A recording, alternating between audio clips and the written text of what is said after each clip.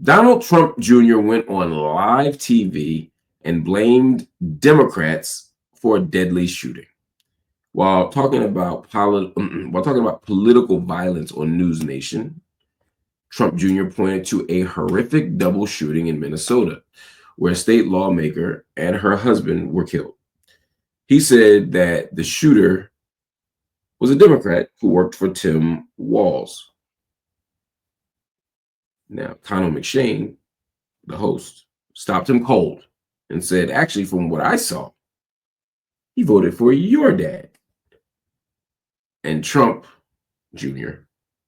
was clearly caught off guard by this. Instead of just saying, oh, my bad, or hey, I completely pulled it out of my ass, he just fires back, I'll believe that when I see it. What does that even mean? Anyway, records clearly show that Vance Bolter, the shooter, once worked on a bipartisan workforce board. He had mental health issues, and he publicly backed Donald Trump in 2016.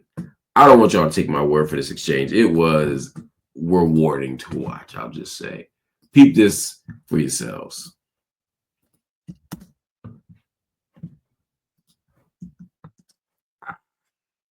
Given the time we're having this conversation, do you have any thoughts on political violence and or the political rhetoric in this country? You know what happened in Minnesota recently, but of course your family is familiar with threats and political threats. Listen, my father's been shot at. I've been tried to, the other side has tried jailing me. They talk a lot about, the rhetoric and the violence, and yet it seems to be mostly caused by them. The 2020 summer of love did not seem like a summer of love. The politicians at high level places encouraging people to attack my father did not seem fair. If Republicans were doing that, they'd be thrown in jail. When a Democrat does it, it's to preserve democracy. You don't think everybody's got to tune it down a little bit or turn it down a little bit? Listen, I think what we have to actually do, I would love to see all of that turned down, but I think I'm seeing it come from the left. Everyone talks about Minnesota, but they don't talk about the guy seems to be a leftist. It's a Minnesota politician, or guy who was appointed by the Democrat governor, vice presidential candidate for the Democrat Party, Tim Walz. The guy that committed those atrocities this weekend is a Democrat that worked for Tim Walz, that had the flyers about the No Kings thing in there. Now, I'm not sure about that, by the way, from what I've seen. I think he voted for your dad and things like that, from what I've seen. I'll believe that when I see it. But he's appointed by Tim Walz, a Democrat governor who's an ardent leftist pushing these things, and he attacked someone who voted against. He attacked a Democrat who voted against giving taxpayer funding and free health care to illegals across America. I mean, that doesn't seem like that should be a controversial thing to vote against. But if you're a Democrat that breaks away from the Democrats, they'll commit violence amongst themselves. Look, I'm not here to cape for the Democrats. Plenty of reasons to call Democrats trash. The Democrats do some whack shit. The Democrats, again, this is not a defense of Democrats. It's a defense of the truth. The truth is, Donald Trump Jr. is a liar. He says things that are simply unfactual with absolutely no commitment, no fidelity, no good faith to the truth.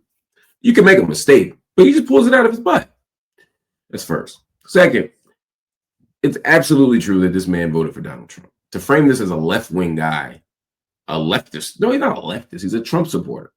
A Trump supporter shot 2 people in Minnesota. Now, I don't hold Donald Trump responsible for that per se, but I do hold him responsible for the environment and the conditions that he created over the last decade that emboldens and enables people like this to exist. I think we just got to say that and be honest about that. But this isn't about, to me, just this incident, although it's an awful tragedy what happened in Minnesota, an awful tragedy. But it's also about the broader culture of violence. It's the idea that Donald Trump Jr. is raising, which is that Democrats are the violent ones, Republicans, we just want peace. It's contradicted by everything we're seeing around the country. When Black people like Ahmaud Arbery, just to use one example, are accosted by citizens, white civilians, white citizens, that's not a coincidence. And that ain't a leftist situation. When these sundown towns are operating, I mean, look at what ICE is doing to immigrants. Look at what protesters are experiencing on college campuses. All of this is the response of a increasingly authoritarian not even just fascist right wing attempting to repress free speech and action on the left. What are we talking about here? This is simple. Democrats got a lot of stuff with them, but Democrats are not endorsing or enabling the kind of violence that we're seeing on the right. It's just not true. It's just not true. Right. Let's tell one more story. Let's talk about one more thing. Then we'll talk about another thing. The Diddy trial. Before we get to the Diddy trial, I want to say something else. If you got a question for me, drop it in. Drop a super chat in. Let me know what you want to know. Ask me a question. I'll answer it tonight. If you send in a super thanks, super chat, super sticker, whatever it is, drop something in. I will answer it. And Henry Jackson's right. Senator Alex Padilla is another example of the kind of repression of this administration. I mean, it ain't hard to prove. That's all I say. It ain't hard to prove.